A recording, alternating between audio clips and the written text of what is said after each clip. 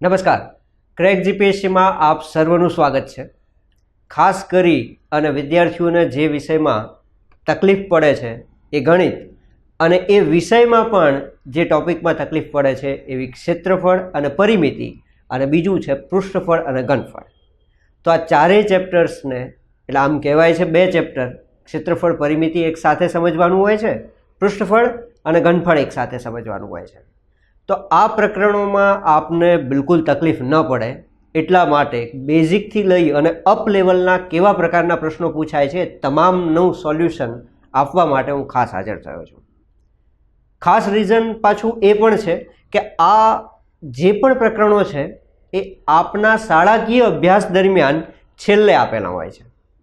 લગભગ છેલ્લા ચેપ્ટર્સમાં આપ જોશો તો ક્ષેત્રફળ, ઘનફળ આ બધા ચેપ્ટર્સ પાછળ હશે અને કેટલાકે છોડી પણ દીધું હોય છે અને એના કારણે હવે તકલીફ પડે છે સ્પર્ધાત્મક પરીક્ષામાં। એની સાથે સાથે આ પ્રકરણમાં વિશેષ કોઈ ટેકનિક યાદ રાખવાનું કંઈ છે નહીં, માત્ર ને માત્ર સૂત્રો પર આધારિત આ પ્રકરણો છે એટલે સૂત્રોને વારંવાર ગોખવા પડે છે, યાદ રાખવા પડે છે, એના કારણે પણ વિદ્યાર્થીઓ આ પ્રકરણ છોડી દેતા હોય છે। પરંતુ હું કાયમ સ્ટુડન્ટ્સને મારા ક્લાસ દરમિયાન પણ આ જ રીતે સમજાવતો હોઉં છું કે તમે સૂત્રોને ગોખશો નહીં, એના કરતાં બેટર છે કે પ્રશ્નો એટલા સોલ્વ કરો, સૂત્રો તમને ઓટોમેટિક યાદ રહી જશે। તો આ ચેપ્ટર્સમાં હું સૂત્ર તો પહેલાં બતાવીશ જ, પણ એટલા પ્રશ્નો સોલ્વ કરાવીશ બેઝિકથી લઈ અને એડવાન્સ લેવલ સુધી કે તમારા સૂત્રો ઓટોમેટિક તમને યાદ રહી ગયા હશે, તમે ગોખશો પણ નહીં। હા, કેટલાકને એવું પણ લાગી શકે કે આ સરળ છે કારણ કે જ્યારે લંબચોરસ અને ચોરસ કરે ત્યારે લંબાઈ અને પહોળાઈ બે વચ્ચેનું જ એ જ પરિમાણ આપણે ઉપયોગ કરવાનું હોય છે એટલે કેટલાક એમ કે બેઝિકથી છે એટલે સાવ શરૂઆત છે। શરૂઆત તો ક્યાંકથી કરવી જ પડશે કારણ કે ઘણા બધા મિત્રો એવા પણ છે કે જેને બેઝિક પણ ખબર નહોતી। તો તમામ વિદ્યાર્થીઓને અનુકૂળ આવે એવી રીતે આપણી કાયમની એક સરળ ભાષામાં આપને સમજૂતી આપવાનો હું પ્રયત્ન કરું છું। ક્ષેત્રફળ અને ઘનફળ અને આ ક્ષેત્રફળ અને એમાં પરિમિતિ આ ચેપ્ટરને હું ડિવાઈડ કરીશ એવી રીતે કે પહેલાં ચોરસ અને લંબચોરસ બે એક જેવા છે તો એને આપણે લઈશું, એના સૂત્રોને સમજીશું, એના પ્રશ્નોને સોલ્વ કરીશું। ત્યારબાદ વર્તુળ, તો વર્તુળ અંગેના સૂત્રોને સમજીશું, એને લગતા પ્રશ્નોને આગળ વધારીશું। ત્રિકોણ આવે, ત્રિકોણને લગતા પ્રશ્નોને આગળ વધારીશું। ચતુષ્કોણ, ચતુષ્કોણને લગતા પ્રશ્નોને આગળ વધારીશું। એમ કરી અને આખું ચેપ્ટર થોડું લાંબુ ચાલશે પણ આપના માટે એક જ વખત તૈયારી કરવાની છે। લગભગ 2 થી 3 પ્રશ્નો અથવા મિનિમમ એમ તો કહી શકીએ કે એક દિવસની મહેનતમાં 1 માર્ક્સ તો ચોક્કસ આમાં મળી શકે છે અને જ્યાં શ્યોરિટી હોય ને એ ચેપ્ટર ક્યારેય નહીં છોડવાનું। ચાલો શરૂઆત કરી દઈએ છીએ। તમે મેક્સિમમ વસ્તુ તો સમજી જ ચૂક્યા છો કે આપણો મેઇન ગોલ છે આ સૂત્રોને યાદ રાખી અને પરીક્ષામાં આને લગતા પ્રશ્નોને સોલ્વ કરવા। તો શરૂઆત કરીશું આપણે લંબચોરસથી। વ્યાખ્યાઓને આપણે સહેજ પણ અડતા નથી, માત્ર ને માત્ર ક્ષેત્રફળ અને પરિમિતિ ઉપર નજર રાખવાની છે। પહેલો ટોપિક આપણો શરૂ થાય તો એ છે લંબચોરસ। ચાલો, લંબચોરસ અને ચોરસ આ બંને વસ્તુ તમને યાદ છે। લંબચોરસ કોને કહીએ છીએ તો સામાન્ય ભાષામાં એક સાઈડ લાંબી હોય અને બીજી સાઈડ ટૂંકી હોય તો આને લંબચોરસ કહીએ છીએ। ચોરસ કોને કહીએ છીએ તો કે ચારે ચાર બાજુઓ, ચોરસ ચારે ચાર એક સમાન બાજુઓ હોય તો એને આપણે ચોરસ કહીએ છીએ। એટલે લંબચોરસના જે પણ સૂત્રો છે એ ચોરસને લાગુ પડશે, માત્ર ફરક એટલો પડશે કે અહીંયા લંબાઈ અને પહોળાઈ હશે, ત્યાં લંબાઈ કો કે પહોળાઈ કો બંને સમાન માપ હશે। જસ્ટ જોઈએ કે લંબચોરસ અને ચોરસ આ બંનેને આપણે તમારી અનુકૂળતા માટે એક સાથે સમજવાનો પ્રયત્ન કરીએ એટલે ઇઝીલી યાદ રહી જાય।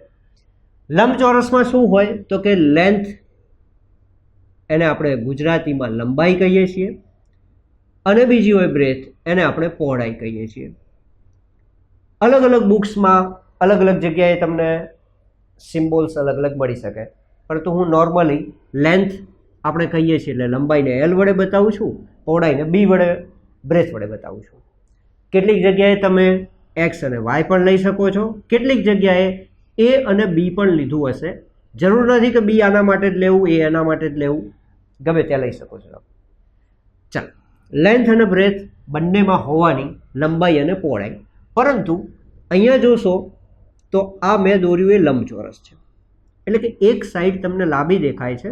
જનરલી હું આને સહેજ ટૂંકું કરી નાખું એટલે તમને સમજવામાં મુશ્કેલી ના પડે. લાંબુ ટૂંકું દેખાય. લાંબા ભાગને હંમેશા લંબાઈ કહીએ છીએ આપણે. પ્રશ્ન સોલ્વ કરતી વખતે લંબાઈ અને પહોળાઈમાં ગમે તે આંકડા મૂકશો, કારણ કે ગુણાકાર જ મેક્સિમમ આવશે. પરંતુ જ્યારે તમને પ્રશ્ન પૂછ્યો હશે કે નીચેનામાંથી લંબાઈ કેટલા સેમી કેટલા મીટર છે, ત્યારે તમારે ધ્યાન રાખવાનું કે લાંબુ માપ લંબાઈનું હોય અને ટૂંકું માપ જનરલી પહોળાઈનું હોય. આ જનરલી વર્ડ ખૂબ ઇમ્પોર્ટન્ટ છે. બાકી પ્રશ્નમાં આપ્યું હોય એ જ મુજબ જવાનું આપણે. આ થઈ એની પહોળાઈ. ચોરસમાં શું થાય? સેમ લંબાઈ અને પહોળાઈ હોય જ છે, પરંતુ અહીંયા એલ તરીકે જે આપણે લંબાઈ કહીએ છીએ, પહોળાઈ પણ એટલી ને એટલી જ હોવાની. એટલે કે એલ અને બી સમાન હોય તો તમે પહોળાઈ કરો કે લંબાઈ કરો, આ બંનેને આપણે એક જ વસ્તુ વડે દર્શાવી શકીએ, કારણ કે બંને સેમ છે. એટલે કે અહીંયા હું ચોરસ ડ્રો કરું છું. જનરલી આ બેઝિક બાબતો બધાને ખબર છે. આને હું એલ કહું તો આને મારે બી કહેવાની જરૂર નથી, કહી શકું, પરંતુ એને એલ તરીકે પણ લઈ શકું, કારણ કે 5 સેમી લંબાઈ ધરાવતો ચોરસ એમ બોલે તમને પરીક્ષામાં. 5 સેમી લંબાઈ ધરાવતો ચોરસ એટલે સમજી જવાનું કે 5 સેમી લંબાઈ છે તો એની પહોળાઈ પણ 5 સેમી જ છે. 2 માપ આપવાની ચોરસમાં જરૂર પડતી નથી. અહીંયા બંને માપની જરૂર પડશે, કારણ કે લંબાઈ અને પહોળાઈ અલગ અલગ હોય છે. પહેલું સૂત્ર બંનેમાં આપણે જનરલી કહીએ તો ક્ષેત્રફળ તરીકેનું આવી શકે. ક્ષેત્રફળ એલ અને બી છે, એટલે કે તમે લખી શકો કે લંબાઈ ગુણ્યા પહોળાઈ. આખા શબ્દો લખવાની જરૂર નથી. બીજા શબ્દોમાં તમે લંબાઈ એટલે એલ, પહોળાઈ એટલે બી લઈ શકો છો. સેમ વસ્તુ સામે જોઈએ તો ક્ષેત્રફળ એટલે શું થશે? તો કે લંબાઈ ગુણ્યા પહોળાઈ. પણ અહીંયા લંબાઈ પણ એટલી જ છે, પહોળાઈ પણ એટલી જ છે, એટલે મેં બંને માપ સેમ લીધા. તો આને હું શું કહી શકું? એલ સ્ક્વેર કહી શકું. ઘણી જગ્યાએ તમને એ સ્ક્વેર આપ્યું હશે, એક્સ સ્ક્વેર આપ્યું હશે, એલ સ્ક્વેર આપ્યું હશે, પરંતુ તમામ વસ્તુ સેમ છે. હવે લંબાઈ ગુણ્યા પહોળાઈ ક્ષેત્રફળ તમને મળી ગયું. એનો અર્થ કે એક બાજુ ગુણ્યા બીજી બાજુ કરો એટલે એનું ક્ષેત્રફળ મળી જાય. હવે બીજી વસ્તુ આવે પરિમિતિ. પહેલાં સૂત્રોને જસ્ટ સમજી લો, હું તમને અલગ પાડવાનું કોશિશ કરું છું. પરિમિતિ એટલે શું અને ક્ષેત્રફળ, આ બંનેમાં શું તફાવત છે? જે લોકો બેઝિક નથી જાણતા એના માટે જસ્ટ એક વખત લઉં છું કે જ્યારે કોઈ પણ બંધ આકૃતિ હોય, બંધ આકૃતિ ઘણી બધી હોય. જેમ કે તમે આ ચોરસ છે તો બંધ આકૃતિ થઈ, લંબચોરસ બંધ આકૃતિ થઈ, ચોરસ બંધ આકૃતિ થઈ. આ રીતે તમે ત્રિકોણ લેશો તો એ પણ બંધ આકૃતિ છે, વર્તુળ લેશો એ પણ બંધ આકૃતિ છે. તો આ બધી બંધ આકૃતિમાં હંમેશા 3 ભાગ પડે સમતલના. સમતલ એટલે જેના પર ઊભેલું છે એ. બીજું, ક્ષેત્રફળ અને પરિમિતિમાં ક્ષેત્રફળ જ્યારે શબ્દ બોલાય ત્યારે ધ્યાન રાખવાનું કે ક્ષેત્રફળ એ 2D રચના ધરાવે છે. 2D રચના એટલે શું? તમે કાર્ટૂનમાં જોયું હશે, 2D કાર્ટૂન અને 3D કાર્ટૂન. 2Dમાં શું હોય તો કે 2 જ પરિમાણ હોય, એક્સ અને વાય. ગ્રાફની રીતે સમજાવું તો જો, આ એક્સ અને વાય, આને એક્સ અક્ષ કહીએ છીએ અને વાય અક્ષ કહીએ છીએ. આ બધી બેઝિક બાબત તો તમે જાણો છો. તો એક્સ અને વાય અક્ષને જ લઈ અને જે આકૃતિ રચાતી હોય એને 2D કહેવાય. જેમ કે તમે કાગળ પર ચિત્ર દોરો છો તો એ 2D થયું. પરંતુ હું વાત કરું આ ડસ્ટરનું તો માત્ર ને માત્ર આ સપાટી કહું તો આ 2D થઈ. પરંતુ આમ જો તમારી પાસે કરું તો લંબાઈ, પહોળાઈ અને ઊંચાઈ પણ છે, આ 3D થઈ. જો કે 3D વિશે તમને સમજાવવાની જરૂર નથી. આ 3D પિક્ચર્સ પણ હવે તો આવે છે, આ બધું તમે જાણો છો, કે જેમાં ઊંડાઈ અને ઊંચાઈનો આભાસ થતો હોય એ પ્રકારના. 2D અને 3D બંને પ્રકારના કાર્ટૂન્સ અવેલેબલ છે. યુટ્યુબ પર પણ સર્ચ કરશો એટલે તમને ખ્યાલ આવશે કે આ 2D કાર્ટૂન કહેવાય, આ 3D કાર્ટૂન કહેવાય. જસ્ટ તો આ તમામ 2D છે. હવે આ 2D આકૃતિમાં ક્ષેત્રફળ અને પરિમિતિનો ભાગ આવે અને મેં કહ્યું કે બંધ આકૃતિના 3 ભાગ પાડે સમતલના. આ બધી બેઝિક બાબતોની એટલા માટે હું વાત કરું છું કે આજકાલ જીપીએસસી ક્લાસ 1, 2 થી લઈ અને રૂટ લેવલની ક્લાસ 3ની પરીક્ષામાં પણ સામાન્ય પ્રશ્ન થિયરી પરથી પૂછી નાખે છે. જેમ કે કોઈ પણ એક જ સમતલમાં રહેલી બંધ આકૃતિ સમતલના કેટલા ભાગ કરે છે? ઓબ્વિયસલી 3 ભાગમાં એ વહેંચાય છે. તો આ ક્યાંથી તમને સમજણ પડશે? તો કે જ્યારે મારી બેઝિક વસ્તુઓ પણ તમને ખબર હશે ત્યારે, અથવા નીચેનામાંથી કયું વિધાન સાચું અને ખોટું છે, તો એમાં પણ આવા વિધાન આવી શકે. યસ. તો કોઈ પણ બંધ આકૃતિ હું સ્વાભાવિક રીતે તમે ત્રિકોણ બતાવું છું, વર્તુળ લઈ શકો, ચોરસ, લંબચોરસ લઈ શકો. આ સમતલ છે. કોઈ પણ સમતલ એટલે તમે જે કાલ્પનિક એક સમતલ પર ઊભું છે એ માની લો કે આપણા માટે સમતલ આ બોર્ડ છે, એના પર મેં ત્રિકોણ દોર્યો. અહીંયા 3 ભાગ પડ્યા. કેવી રીતે? નોર્મલ લેંગ્વેજમાં કહીએ તો આ ત્રિકોણની બહારનો ભાગ છે સમતલનો, તો આ બહારનો ભાગ એટલે કે બાહ્ય ભાગ. આ અંદરનો ભાગ થયો. આ જે હું ટપકા કરું છું એ અંદરનો ભાગ થયો. બરાબર? એટલે આંતરિક ભાગ અથવા તો અંદરનો, આવા સામાન્ય શબ્દ વાપરીએ આપણે. હવે તમને એમ થાય કે 2 ભાગ તો પાડી દીધા સમતલના, ત્રીજો ભાગ કયો? તો કે જે પણ મેઇન આકૃતિ છે આ લાઈન. 3 લાઇન્સ છે વર્તુળમાં. વર્તુળ હોય, ચોરસમાં 4 લાઇન્સ હોય, લંબચોરસમાં 4 લાઇન્સ હોય. તો આ જે મેઇન લાઇન્સનો ભાગ છે એટલે કે ત્રિકોણ જે રચાય છે એ પોતે. તો આવી રીતે 3 ભાગ પડ્યા. સિમ્પલ. એક ત્રિકોણાકાર સળિયાને, કોઈ પણ સળિયો છે એનો ત્રિકોણ બનાવી અને તમે સપાટી પર નીચે મૂકો એટલે એક બહારનો ભાગ, એક અંદરનો ભાગ અને ત્રિકોણનું પોતાની જે ફ્રેમ છે એ ફ્રેમનો ભાગ. કોઈ પણ સપાટીના 3 ભાગ પાડ્યા. તો હવે આ વાત આપણે શા માટે કરી? તો એટલા માટે તમને સમજાવવા કે જ્યારે ક્ષેત્રફળ કરે ત્યારે આ અંદરનો ભાગ આપણા માટે કામનો હોય તો જ ક્ષેત્રફળ કહેવાય. જ્યારે પરિમિતિની વાત કરે ત્યારે હંમેશા સમજવાનું કે પરિમિતિ એટલે શું? તમે જે ત્રિકોણની ફ્રેમ બનાવી અને મૂકી એને પરિમિતિ કહેવાય. એટલે કે માત્ર એની જ લંબાઈ, એનું માપ પરિમિતિમાં આપણે દર્શાવીએ છીએ. નોર્મલ એક ઉદાહરણ આપી અને સમજાવું એટલે તમને આ બાબત ક્લિયર થશે.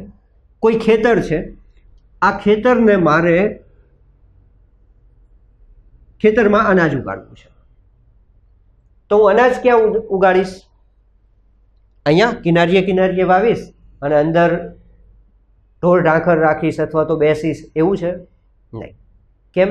તો કે ખેતરના અંદરના ભાગમાં, સપાટીમાં હું જે વાવણી કરું છું અથવા અનાજ ઉગાવું છું એ અહીંયા આવશે. તો આ ભાગમાં મારે જે અનાજ ઉગાડવાનું છે તો આ ભાગ ક્ષેત્રફળ તરીકે આવ્યો. પરંતુ હું બીજા શબ્દોમાં કહું કે આ ખેતર છે, એની ફરતે મારે વાડ કરવી છે અથવા દિવાલ કરવી છે. આપ જ્યાં હોય ત્યાં જોતા હોય છો ને કે આ પ્રકારની દિવાલ બનાવવા માટે મળો, અને તૈયાર દિવાલો પણ હવે તો મળે છે. તો એવી કોઈ દિવાલ બનાવવી છે, કાંટાની વાડ બનાવવી છે અથવા તો તારની વાડ બનાવવી છે, તો એ ક્યાં બનાવશો તમે? ખેતરમાં અંદર નહીં. ક્યાં બનાવશો? ચારે તરફ, એટલે કે કિનારીએ. એટલે તમે કહ્યું કે ફ્રેમનો ભાગ. ટૂંકમાં આ ફ્રેમ એવો કોઈ શબ્દ અહીંયા વપરાતો નથી સમજવા માટે. તો આ ફ્રેમના ભાગ પર તમે જે કાંટાની અથવા તો તારની વાડ બનાવો છો, દિવાલ બનાવો છો, એ ભાગ. એવું પણ હોઈ શકે કે તમે ખેતરની ફરતે વૃક્ષો વાવો છો તો પણ એ અહીંયા જ આવશે. ખેતરમાં કોઈ વૃક્ષ ના વાવે. આમ પછી પાછા એવું ઘણા તર્ક કરે, કેમ આંબાવાડિયું હોય તો? હવે એ અલગ વસ્તુ છે. જનરલ સામાન્ય રીતે લઈએ તો આપણે અહીંયા ફ્રેમમાં ઉગાડીએ છીએ. તો હવે આ જે ફ્રેમનો ભાગ જ્યારે પણ તમને ખબર પડે ત્યારે ફ્રેમ એટલે યાદ કરવાનું કે પરિમિતિ. પરી એટલે શું? બેઝિક લેંગ્વેજમાં સમજાવું. આ એટલા માટે આટલા બેઝિકમાં લઈ જાઉં છું કે ગમે ત્યાંથી કોઈ પણ પ્રકારનો પ્રશ્ન તમને ટ્વિસ્ટ કરી અને થિયરિકલી પૂછી શકે છે. પરી એટલે શું? અહીંયા 2 શબ્દો છે પરિમિતિમાં. પરી એટલે હું યાદ કરાવું, તમે પરિક્રમા શબ્દ સાંભળ્યો હશે. ગિરનારની આજુબાજુમાં પરિક્રમા કરવાની, અથવા તો કોઈ મંદિરે જાઓ છો તમે તો ગર્ભગૃહ એની સામેથી તમે પગે લાગી અને મંદિરના ફરતે પ્રદક્ષિણા કરો છો એટલે પરિક્રમા કરો છો એવું પણ કહેવાય. તો એ જે પથ છે તમારો એ શું આવ્યું તો કે એની કિનારીએ કિનારીએ ફરો છો એમ કહી શકાય. તો પરી એટલે ફરતે, મિતિ એટલે તો સિમ્પલ, મિતિ એટલે માપ. ફરતું જે માપ છે, કિનારીનું જે માપ છે એ પરિમિતિ. બરાબર છે. આ જ પરિમિતિને આપણે વર્તુળ શીખીશું ત્યારે એ જ પરિમિતિને આપણે પરિઘ કહીશું. બરાબર. વર્તુળની પરિમિતિ એવો શબ્દ નથી વપરાતો, વર્તુળનો પરિઘ વપરાય છે. જ્યારે ચોરસ, લંબચોરસ, ત્રિકોણ હોય ત્યારે એ જ પરિઘ શબ્દના બદલે પરિમિતિ શબ્દ વપરાય છે. કામ બંનેનું એક જ. ચાલો, તો પરિમિતિ એટલે શું? મેં કહ્યું એમ ચારે કિનારીનું માપ 4 હોય તો 4, 3 હોય તો 3, ટૂંકમાં કિનારીનું માપ. પરી એટલે ફરતે, મિતિ એટલે માપ. એટલે કે અહીંયા જોશો તો કે હું અહીંથી સ્ટાર્ટિંગ કરું છું તો આટલું જઉં છું L જેટલું, ત્યારબાદ B જેટલું જઉં છું એટલે +B માપ. જો હું કિનારીએ કિનારીએ જ ફરું છું એની લંબાઈ માપું છું. ફરી પાછો અહીંથી અહીં જઈશ તો અહીં તો માપ નથી, પણ એક્ઝેક્ટલી સામસામેની બાજુઓ લંબચોરસમાં સમાન હોય અને એકબીજાને સમાંતર હોય. સમાંતર એટલે રેલવેના પાટાની જેમ હોય એમ જ હોય, આમ તો આમ, અને બંને સમાન માપ હોય સામસામે. તો આ જે બી છે અહીંયા બી થાય એટલે એલથી અહીંથી મેં શરૂઆત કરી, એલ ગયો, બી ગયો, ધેન એલ ગયો, ધેન બી ગયો. તો અહીંયા બીજા શબ્દોમાં એવું કહી શકું કે 2 વાર મારે એલ જોઈશે. અહીંયા જોશો તો 2 ટાઈમ્સ એલ, અને 2 વખત બી જઈશ. હજી 2 ને કોમન લેશો તો એલ પ્લસ બી થશે. તો આ પરિમિતિનું માપ આવ્યું. ટૂંકમાં સૂત્ર પૂછે તો જ આ યાદ રાખવાનું છે, 2l + b. ઘણી વખત સામાન્ય પ્રશ્નો પૂછી લેતા હોય છે કે નીચેનામાંથી લંબચોરસની પરિમિતિનું સૂત્ર શું છે, તો જોઈ લેવાનું 2l 2 વખત l જવું જોઈએ અને +2 ટાઈમ્સ b જવું જોઈએ. 2l + b આ પણ ઓપ્શનમાં લખેલું હોઈ શકે, આ પણ લખેલું હોઈ શકે અને આ પણ લખેલું હોઈ શકે. જનરલી આ આપે છે એટલે એવું નહીં રાખવાનું કે આ જ સૂત્ર હોય. ચાલો હવે બાજુમાં જઈએ તો અહીંયા પરિમિતિ શું થાય ચોરસમાં? યસ, એકદમ સરળ છે, હવે તમને ફાવે. કેમ તો કે એલ એલ એલ અને એલ ચારે 4 માપ સમાન જ જઈશ એટલે કે 4 વખત એલ જઈશ તો હું L plus L plus L plus L ના લખું અને તમને એમ કહું 4 ટાઈમ્સ એલ, 4 વખત એલ જેટલું જઉં છું. સૂત્ર તરીકે જ યાદ રાખવાનું છે. બાકી જ્યારે ગણતરી કરશું ને એમ કહેશે ને કે આ 3 સેમી છે, આ 2 સેમી છે, એટલે આપણે આમ જ કરશું 3 ને 2 5 અને પાછું એ ડબલ એટલે 3 ને 3 6, 2 ને 2 4, 6 ને 4 10 થશે. આમ સીધું ગણતરી કરીશું. ત્યાં સૂત્રમાં વેલ્યુ નહીં મૂકીએ આપણે, પણ જ્યારે સૂત્ર તરીકે પૂછે ત્યારે માટે ચોરસની પરિમિતિ આ થઈ. હવે લંબચોરસ અને ચોરસમાં બીજું એક સૂત્ર આવે અને એ છે વિકર્ણનું. આવી જે બંધ આકૃતિ છે ચોરસ અને લંબચોરસ, એમાં સૌથી લાંબામાં લાંબી બાજુ કે તો એ વિકર્ણ થાય. સૌથી લાંબામાં લાંબી બાજુ જો કે કોઈ માપ કે તો ચોરસ અને લંબચોરસમાં એ વિકર્ણ થશે. કેમ તો કે આ સીધું છે, આ સીધું છે. હવે જો એ વિકર્ણ એટલે શું તો કે જે એક ખૂણાથી લઈ અને સામેના ખૂણા તરફ હું જાઉં એટલે વિકર્ણ કહેવાય. આવા 2 વિકર્ણ મળે. અહીંયા પણ બીજો વિકર્ણ મળે. લંબચોરસ અને ચોરસમાં વિકર્ણો સમાન માપના હોય, જેટલું અહીંયા હોય એટલો જ આ માપ થાય. બરાબર, થોડું સમજી લેજો. એક્ઝેક્ટ સામસામે ઉડાડીએ છીએ. આ વિકર્ણને ડાયગોનલ ઇંગ્લિશમાં કહેવાય એટલે આપણે એને નામ ડી આપીએ છીએ. વિકર્ણ યાદ છે ને? વિકર્ણ મહાભારતમાં જ્યારે દ્રૌપદીનું ચીરહરણ થતું હતું ત્યારે એકમાત્ર વ્યક્તિએ આ ઘટનાનો વિરોધ કર્યો હતો કૌરવોમાંથી, અને એ હતો વિકર્ણ, સૌથી નાનો ભાઈ દુર્યોધનનો. એ વિકર્ણ ગણિતમાં પણ એ જ છે, એકદમ અલગ લંબાઈ, પહોળાઈ, અને આ વિકર્ણ સૌથી નાનું, સૌથી મોટું માપ. આને આપણે વિકર્ણ કહીએ છીએ. તો અહીંયા વિકર્ણની લંબાઈ શોધવાની આવે તો વિકર્ણનું માપ પણ તમારે યાદ રાખવું પડશે. એના માટે સિમ્પલ સૂત્ર છે કેવી રીતે બન્યું એ પણ જોઈએ. તો વિકર્ણ એટલે ડી, ડી બરાબર √L² + B² થાય છે.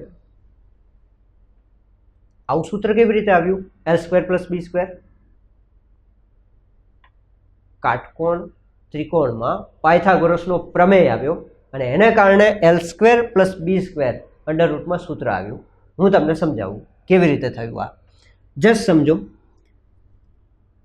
આ એક ભાગને લઈએ છીએ આપણે આટલા. ધ્યાન રાખજો, આ L છે, આ B છે. આને હું કાટખૂણો બનાવી શકું તો આ માટે શું થઈ ગયું? આ મારા માટે કાટખૂણો છે, એની સામેની બાજુને ત્રિકોણમાં કર્ણ કહેવાય. જ્યારે હું કાટકોણ ત્રિકોણ દોરું તો આ ત્રિકોણમાં આ કર્ણ થયો. પણ એ જ બાબતને હું જ્યારે ચતુષ્કોણ એટલે કે લંબચોરસ અને ચોરસ કહું ત્યારે હું એક કર્ણના બદલે આ બંનેનો ભાગ થાય છે એક, એટલે હું એને વિકર્ણ કહું છું. નોર્મલી કાટકોણ ત્રિકોણ લો એટલે એ કર્ણ થાય. તો કર્ણ એનું માપ શોધવું હોય તો આપણે શું કરીએ? તો કે કર્ણને આપણે ડી કહી દીધો છે અત્યાર પૂરતો. તો આ ડી માપ કહીએ આપણે તો એવું કહેવાય કે કર્ણનો વર્ગ બરાબર એક બાજુનો વર્ગ પ્લસ બીજી બાજુનો વર્ગ. એટલે કે એક બાજુ અહીંયા લંબાઈ છે, લંબાઈનો વર્ગ પ્લસ પહોળાઈનો વર્ગ. કર્ણનો વર્ગ બરાબર લંબાઈનો વર્ગ ગુણ્યા પહોળાઈનો વર્ગ. વ્યાખ્યા કંઈક આવી છે કે કાટકોણ ત્રિકોણમાં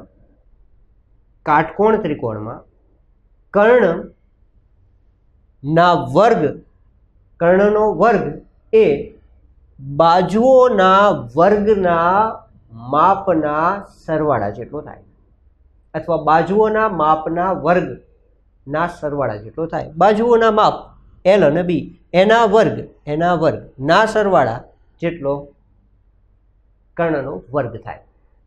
તો અહીંયા D² નું નથી કામ, મારે D નું કામ છે. એટલે અમે શું કર્યું? વર્ગ સામે છેડે જાય તો વર્ગમૂળ થઈ જાય L² + B². સૂત્ર આવીને ઉભું રહી ગયું. વિકર્ણ D એટલે L² + B² √ બરાબર છે.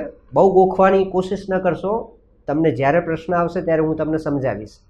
અત્યારે પૂરતું એટલા માટે ધ્યાનમાં રાખવાનું છે કે આ આવે છે કેવી રીતે સૂત્ર. ચલો તો સાવે છેડે અહીંયા પણ જોઈએ કે વિકર્ણ એટલે શું થાય. વિકર્ણનું માપ એટલે તો અહીંયા આ વિકર્ણ, આ L તો આ પણ L.